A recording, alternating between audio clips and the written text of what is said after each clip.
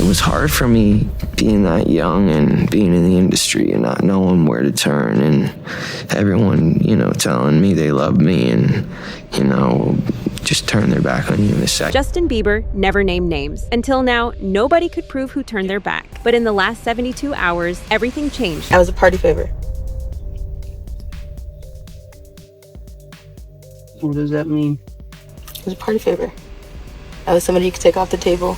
Party favors, Epstein Island, and Ellen DeGeneres' name buried deep in the files. But here's what nobody is connecting. Portia de Rossi just broke her silence. And what she's revealing about Ellen, Justin Bieber, and a private trip that was never supposed to go public has sent shockwaves through Hollywood. Ellen is reportedly in full panic mode, and the reason why might be the darkest secret she's ever kept. January 30th, 2026. The Department of Justice didn't just crack open a vault, they detonated it. Over 3.5 million pages of evidence, thousands of videos, hundreds of thousands of images, all tied to Jeffrey Epstein's empire of and power. Today we are producing more than 3 million pages, including more than 2,000 videos and 180,000 images. In total, that means that the department produced approximately 3.5 million pages in compliance with the act. At first, the world focused on the usual suspects: politicians, billionaires, British royalty. But then, tucked inside forwarded emails, flight manifests, and witness testimony, a name appeared that nobody expected to see in this context: Ellen DeGeneres. Now, let's be clear, Ellen's name showing up wasn't initially shocking. Hundreds of high-profile individuals were mentioned in some capacity, but it wasn't just that her name appeared, it was how it appeared. And more importantly, who started talking about it behind closed doors. Because according to multiple insiders who've reached out anonymously in recent weeks, Portia de Rossi has been in contact with federal investigators, and what she's allegedly telling them involves Ellen, a private gathering, and a young Justin Bieber on Epstein's Island. Ellen and Portia have been married since 2008. For years, they were the golden couple of Hollywood: progressive, beloved, untouchable. But behind the scenes, things have been crumbling for a long time. When Ellen's talk show imploded in 2020 after workplace toxicity allegations surfaced, Portia stood by her publicly.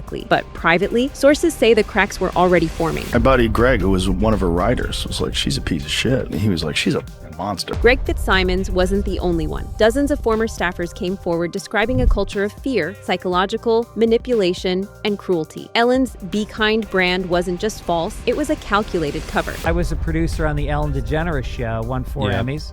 And would give them all back to have that time in my life. I had an NDA where I couldn't talk about her. And then now that she fled to England, which to me, like, the deportation thing is starting out on the right foot.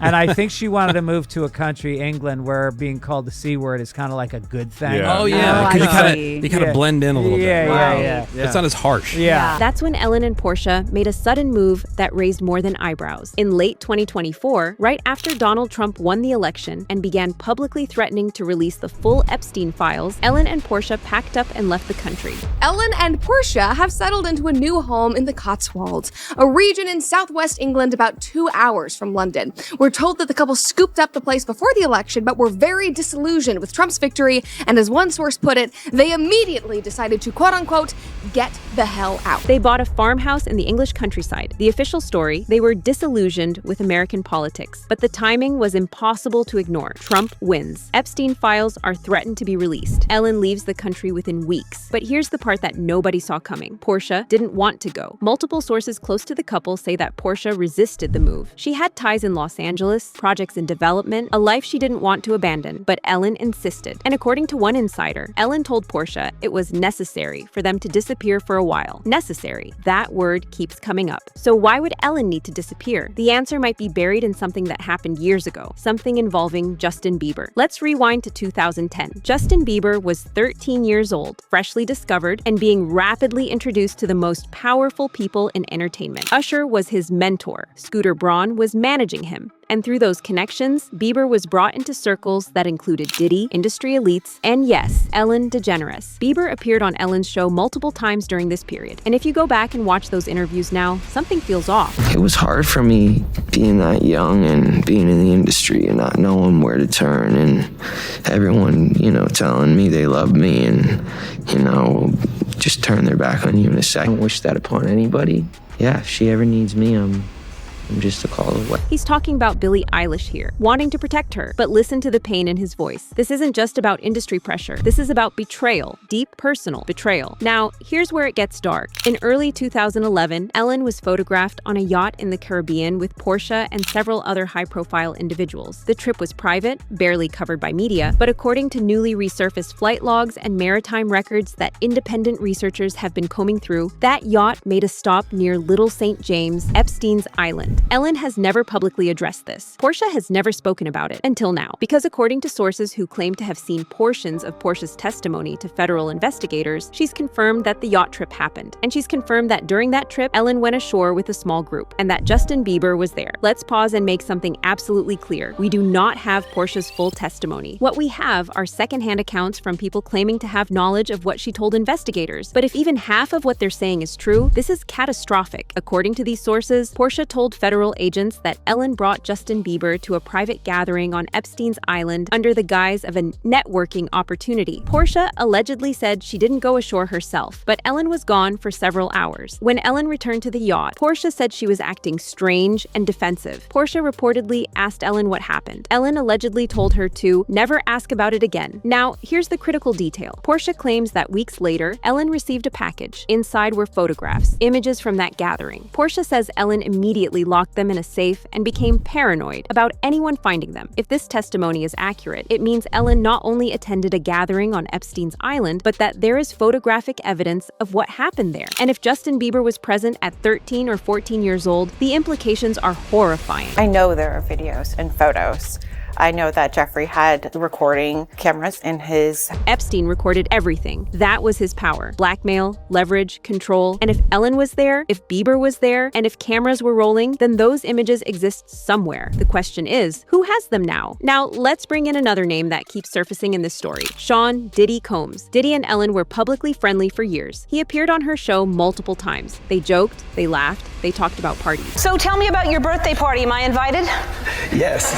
Yes, you're definitely invited. I invite you to all my parties. You just haven't seemed to show up. Well, it's on the East Coast. Well, that's why. Why don't you have one here on the West Coast? Maybe I'll have one at your house. At the time, this seemed like harmless banter. Now, people are asking, what kind of parties was Diddy throwing? And why was Ellen so comfortable joking about hosting one? Because Diddy's parties weren't just parties. They were controlled environments. Private, exclusive, phones confiscated. What happened inside stayed inside. And we know Justin Bieber was in those spaces. Now he's having 48 hours with Diddy, him and his boy.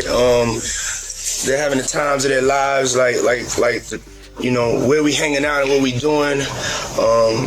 We can't really disclose, but it's definitely a 15-year-old's dream. You know, I have been given custody of him. You know, he signed to Usher. I'm signed to Usher. I had legal guardianship of Usher when you know he did his first album. I did Usher's first album. I don't have legal guardianship of him, but for the next 48 hours, he's with me. So and we gonna go full crazy. Full buck, full crazy, with a 15-year-old, and nobody could talk about what they were doing. Now, connect that to Ellen, connect it to Epstein, connect it to the private gatherings, the yacht trip, the photographs Portia allegedly saw. This isn't a conspiracy theory anymore. This is a pattern. I was a party favor. What does that mean? It was a party favor.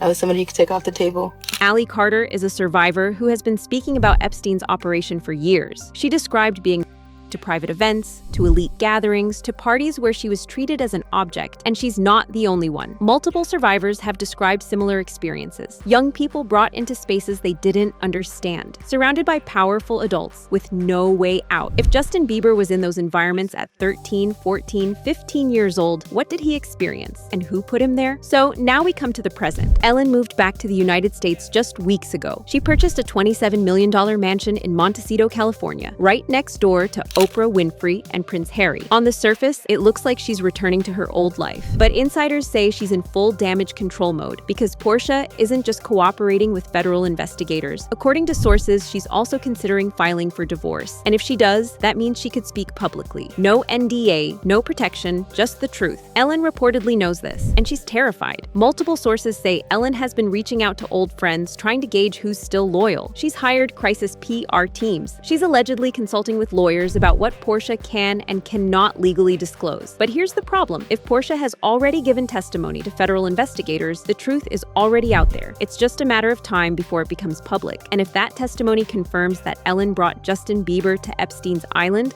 if it confirms that she participated in or facilitated anything involving a minor, then Ellen isn't just facing public backlash. She's facing potential criminal charges. Justin Bieber hasn't said a word publicly about any of this, but his silence speaks volumes. In recent months, Bieber has distanced himself from almost everyone connected to his early career. He's cut ties with Scooter Braun. He's stopped appearing at industry events. He's become fiercely protective of his wife, Hailey, and their new child. And when the Diddy allegations started surfacing, sources close to Bieber said he was disgusted and struggling mentally. He's not just struggling because of headlines. He's struggling because he lived it. He was there, he saw things, he experienced things. And now, the people who were supposed to protect him are being exposed. Ellen was one of those people. She presented herself as a safe space, a friend, a mentor. But what if behind the scenes, she was something else entirely?